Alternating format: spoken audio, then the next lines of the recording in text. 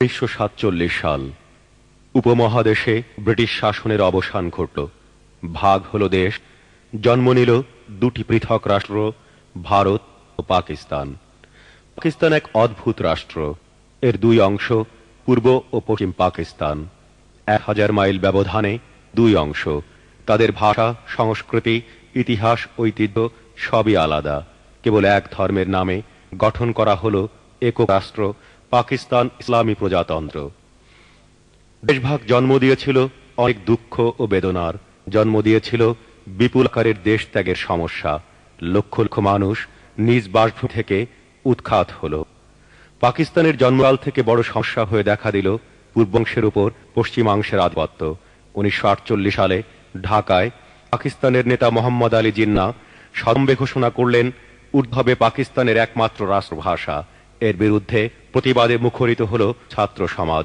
1952 সালের 21শে ফেব্রুয়ারি বুকে রক্ত ঢেলে দিল রফিক, সালাম, বরকত, জব্বার। 1954 সালে সে বাংলা, সোহরাওয়ার্দী, ভাসানী মিলে গঠন করলেন যুক্ত ফ্রন্ট। পূর্ব পাকিস্তানে নির্বাচনে জয় হল যুক্ত ফ্রন্টের, কিন্তু অধিকার অর্জনের সুযোগ দেওয়া হল না বাঙালিদের। 1958 সালে জারি হল সামরিক শাসন।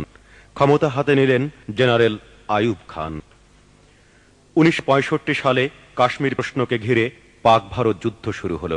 পাকিস্তানের সেনাবাহিনী গড়ার অর্থ যোগাত পূর্ব পাকিস্তান, অথচ সেনাবাহিনীতে তাদের বিশেষ জায়গা ছিল না। যুদ্ধকালে পূর্ব পাকিস্তানের প্রতিরক্ষা বলতেও কিছু ছিল না। বাঙালিরা আরো ভালোভাবে বুঝতে পারল পাকিস্তান নামক রাষ্ট্রের বৈষম্য ও ফাঁকিবাজি। 1966 সালে শেখ মুজিবুর রহমান ঘোষণা করলেন 6 দফা দাবিনামা। 6 দফার দাবিতে উত্তাল হয়ে উঠল সারা দেশ। গ্রেপ্তার হলেন শেখ মুজিব ও আরো অনেক নেতা। তার বিরুদ্ধে দায়ের করা হলো তথাকথিত আগরতলা ষড়যন্ত্র মামলা। 1969 সালে গণঅভ্যুত্থানে ফেটে পড়ল দেশ। আসাদ, মতিউর ও আরো অনেক জানা অজানা শহীদের রক্তে লাল হলো রাজপথ। মুক্তি পেলেন শেখ মুজিব। জনতা তাকে বরণ করল বঙ্গবন্ধু রূপে।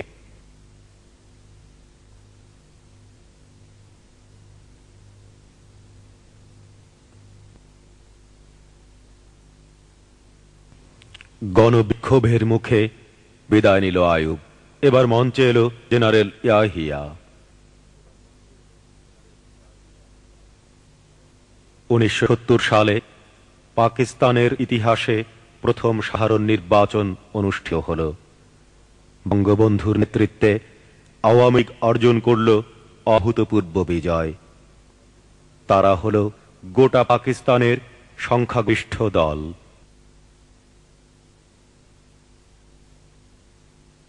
শেখ মুজিবের সঙ্গে দেখা করতে ইয়াহিয়া এলেন ঢাকায়।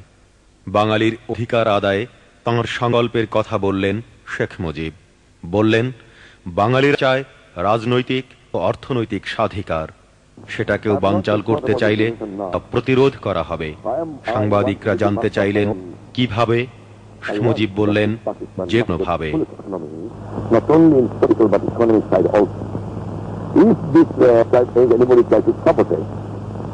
I'm not going to stop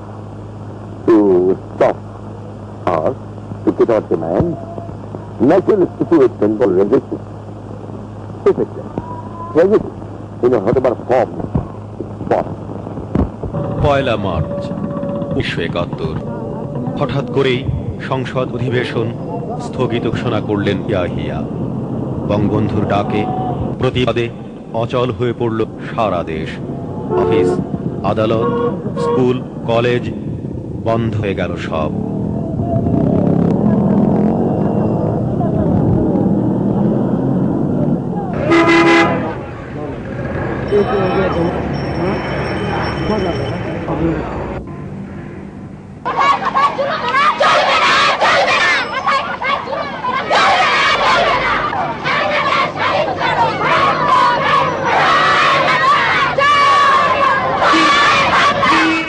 রাজপথে নামল জঙ্গি মিছিল।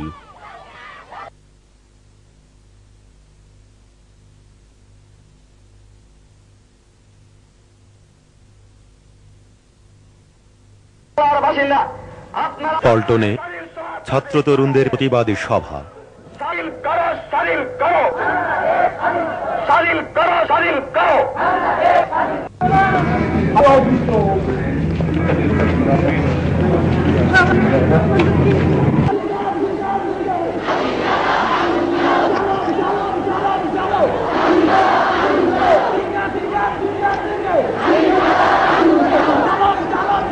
সাত মার্চ রেসকোর্স ময়দানে বঙ্গবন্ধু ঐতিহাসিক ভাষণে বাঙালির মুক্তির দাবি উচ্চারণ করলেন। বললেন, এবারের সংগ্রাম আমাদের মুক্তির সংগ্রাম, এবারের সংগ্রাম স্বাধীনতার সংগ্রাম। আমরা ভোট পাই, আমরা দেশের একটা শাসনতন্ত্র তৈরি করব। আমাদের ন্যাশনাল অ্যাসেম্বলি বসবে, আমরা সেখানে শাসনতন্ত্র তৈরি করব এবং এই দেশকে আমরা গড়ে তুলব। পাকিস্তানের মেজরিটি পার্টির নেতা হিসাবে তাকে অনুরোধ করলাম 15 ফেব্রুয়ারি তারিখে আপনি জাতীয় পরিষদে অধিবেশন দেন।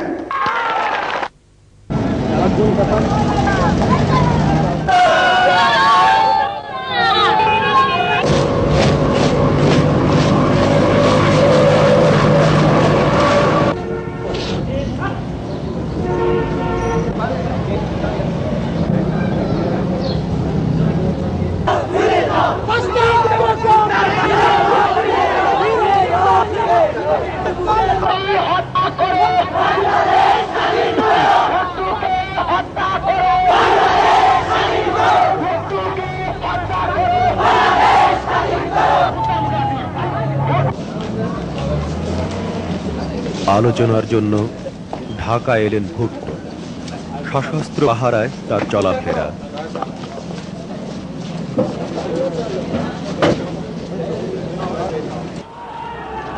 ইয়াহিয়া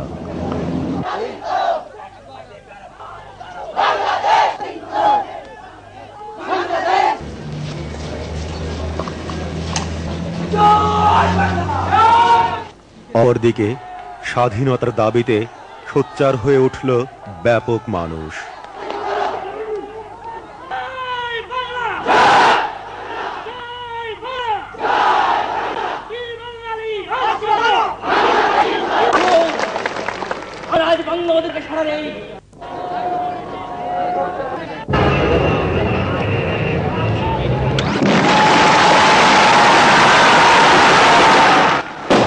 উড়ল মানচিত্র।